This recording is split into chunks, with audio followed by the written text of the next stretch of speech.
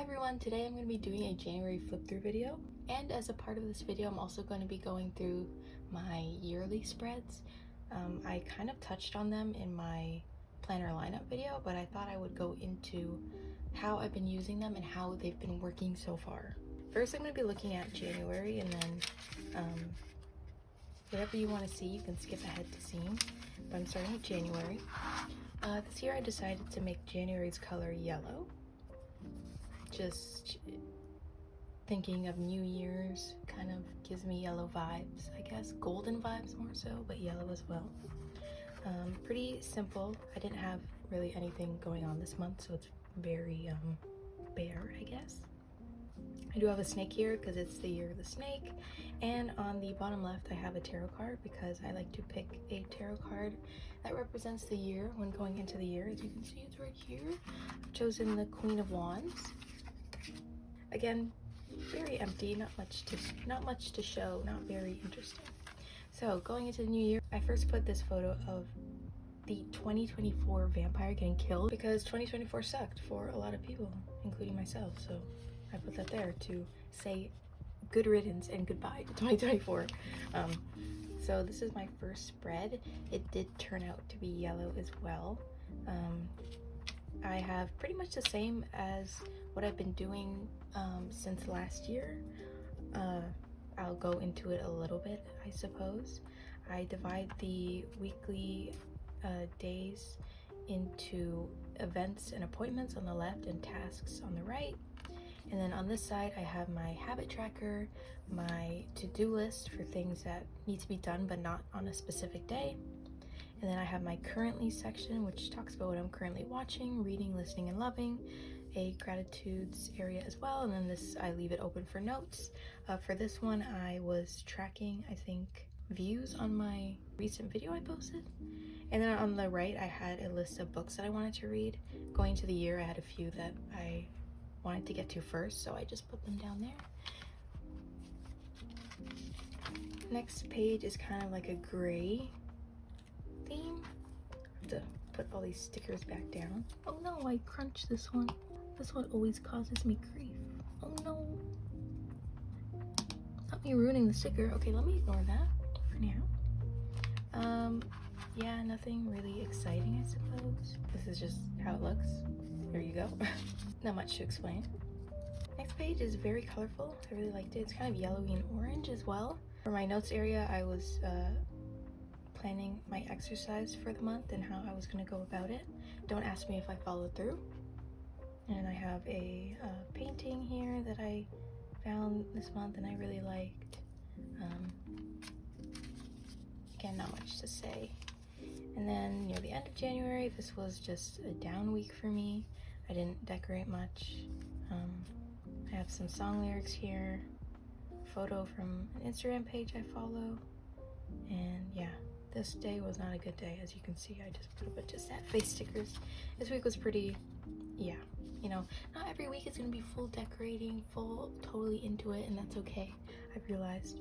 And still, even as simplistic as it is, I still like how it turned out. And then finally, we have the last week of the month going into February. This one is a little more colorful. I have more stickers. I have a movie ticket from a movie I went to see. I went to see Presents. It was an okay movie, but yes. I have a quote from a book by Albert Camus. A picture of when I went to get a hot pot with my friends. Just pretty chill. Now I'm going to go into the weekly spreads. They start at the beginning of my hobonichi with this kind of calendar page layout. I said it already in my other video, but I'm going to be tracking mood and memory here. So each day I color in how I'm feeling. It goes from green to yellow to orange to red, and I actually have to put brown here. I forgot to put brown, but it also goes to brown. And I just color in each day, and for each week I just write down what happened that week. Last year I actually did one word per day, but I found that looking back at it, I didn't really remember like what I was even referring to when I was putting certain words down, so I decided to do it weekly instead. And then here I'm also tracking the things that I'm doing in January. I have that page in my notes area, so that'll be easier to explain when I actually refer to that.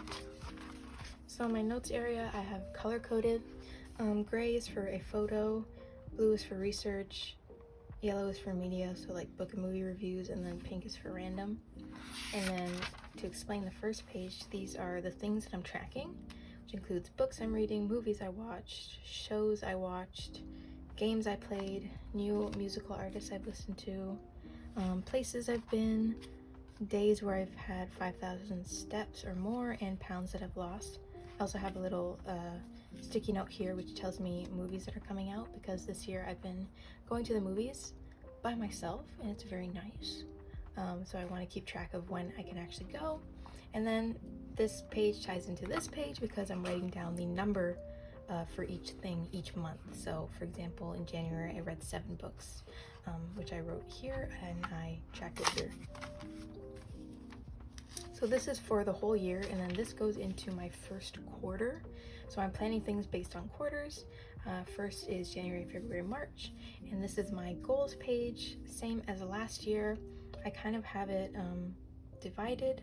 On the top here, I consider them my hard goals, which means that it's a specific thing that I want to get done. For example, getting a driver's license, getting a volunteer position. These are specific goals I can work towards, while these ones are soft goals, which are going to be going throughout the entire year, and there's not really an end goal. For example, fitness. Like, I don't have an end goal with how many pounds I want to lose or how strong I want to be. Like, it's just an overarching goal for the year. And then on this side, I have a wish list, which is a little more specific than I did last year.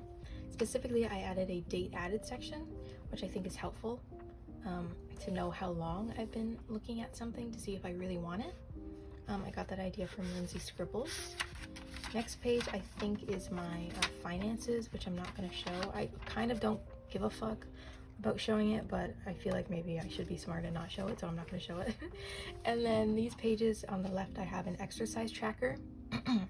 So here I just color in the day I did exercise, and if I want to say anything specific about a specific exercise, maybe a milestone I hit, I will just write it down here.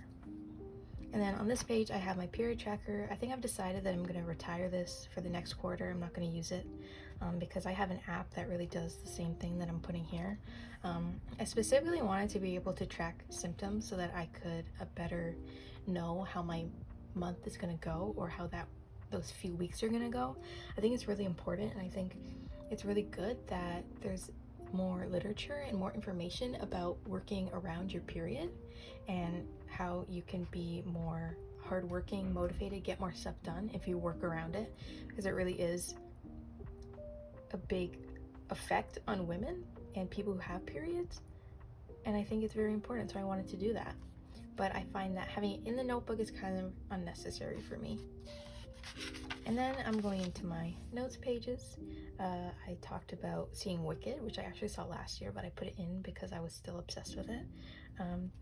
Then I have book reviews. I have a photo from someone that I follow on Instagram named Benji Plant, and so sad that their house actually got burned down in the Palisades fire, which is so horrific. I actually followed them because of how much I love their interior decorating and how I loved how their house looks, so that is just horrifying that happened to them. So I thought that I would include it in the spread. And then here I have more books that I've read. I included some thoughts about this book because it is a philosophical work, and now because of that book I'm actually getting into philosophy more, so I've been writing about that as well. And then next page, just one movie review, and that's how it's been so far. And then in the end of the book, I also have trackers, so I'm tracking the number of ASL signs I've learned, which so far is 0, which is not good, but okay.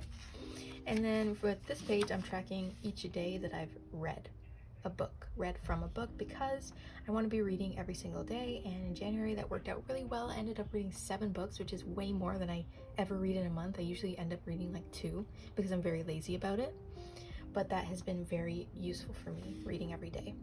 So that is my January flip through, and also going through my yearly spreads and my quarterly spreads. I hope you enjoyed. I don't know how many monthly flip throughs I'm going to do. I definitely wanted to do January because I could talk about my yearly spreads and how they've been going so far. I'm not sure when I'll do another flip through, but I suppose we'll see. Even this one I'm late on because I got lazy, but I'm sorry. I hope people still watch it. Thank you if you did watch it and watch it all the way through. You rock. Not many people watch it all the way through. I've been looking, you know, us YouTubers, us very fancy YouTubers have watch time analytics, and so if you did watch all the way through, thank you very much. And if you're still watching even after I just ranted about nothing, then I love you even more. But seriously, thank you for watching. I hope you have a wonderful day, a wonderful year, and I hope to be posting more about hobonichi, planning, books, and reading as well. Thank you so much. Have a great day.